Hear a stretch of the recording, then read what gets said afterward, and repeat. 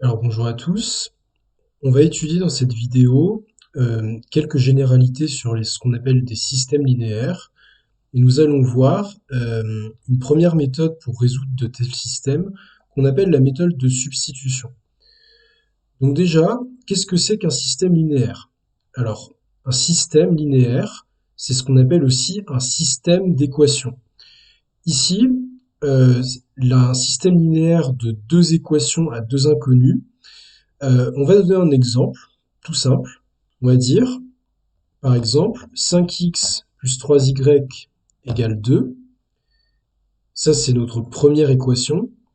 Et deuxième équation, par exemple, 4x plus 7y égale 9. Donc là, l'idée de ça, là, c'est ce qu'on appelle un système de deux équations à deux inconnues linéaires.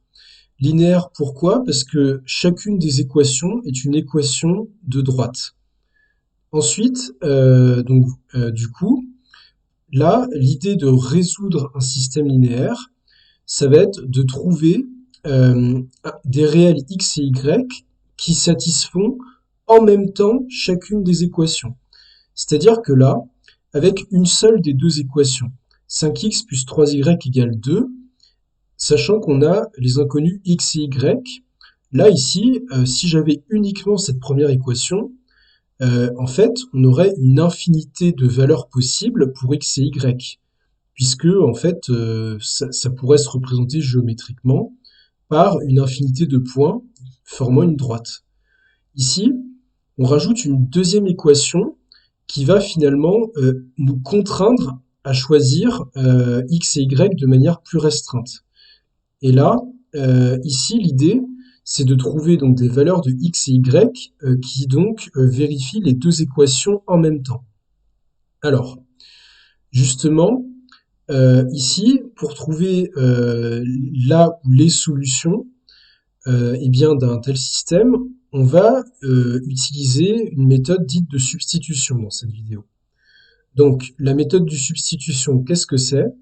Ça va consister à exprimer une des inconnues en fonction de l'autre.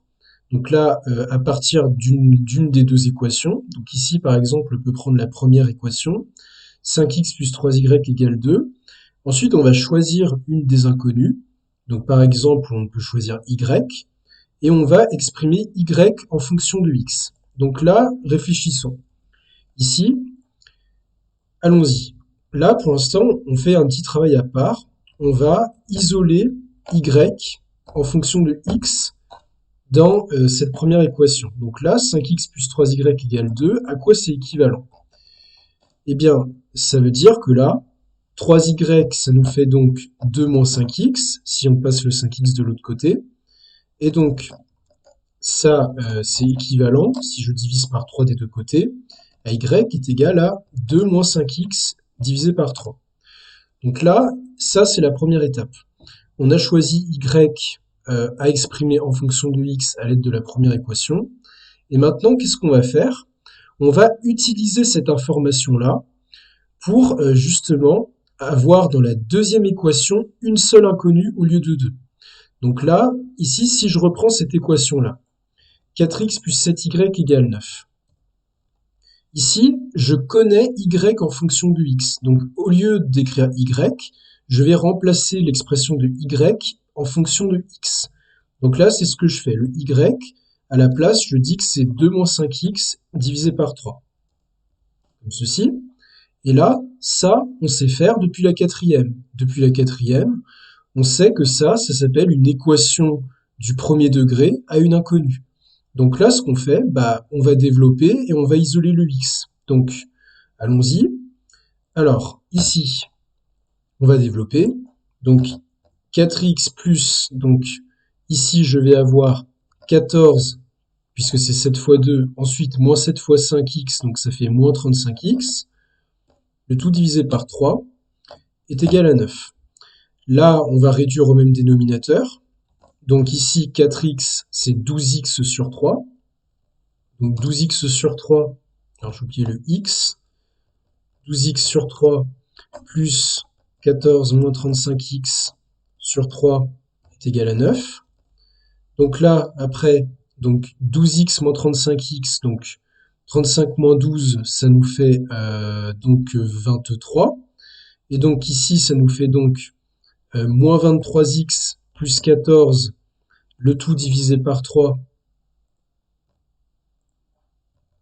est égal à 9. Et là, donc, on va faire comme d'habitude. Donc ici, on multiplie tout par 3, donc moins 23x plus 14 est égal à 3 fois 9, c'est-à-dire 27. On va isoler, donc moins 23x, donc 27 moins 14, ça nous fait, donc là, en passant le 14 de l'autre côté, ça nous fait donc 13. Et là, donc, après, en divisant par moins 23, x égale donc moins 13 sur 23. Là, ça veut dire que là, j'ai trouvé la valeur de x qui convient. C'est la seule possible ici.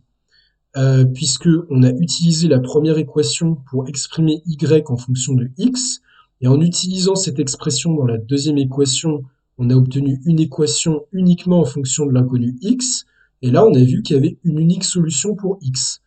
Ensuite, là on peut trouver la valeur de y correspondante grâce à la relation ici qui exprime y en fonction de x. Donc ici, il suffit de l'écrire, y égale donc 2 moins 5 fois donc moins 13 sur 23, le tout divisé par 3.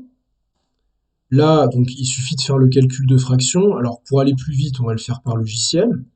Donc ici, 2 moins 5 fois moins 13 sur 23, le tout divisé par 3, ça nous fait donc 37 sur 23.